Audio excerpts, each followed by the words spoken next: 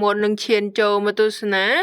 ក៏សូមធ្វើការលំអងកាយគោរពនឹងជម្រាបសួរទៅកាន់ពុកម៉ែបងប្អូនទាំងអស់គ្នាចូលមកទស្សនា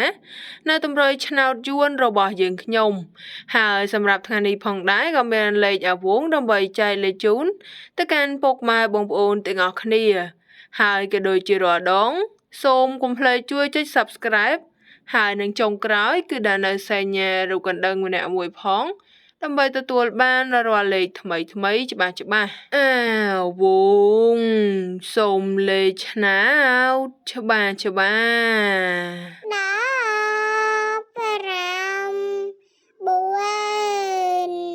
4អាវង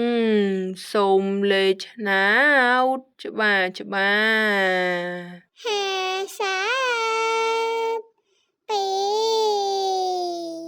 អាវងសូមលេខឆ្នោតច្បាស់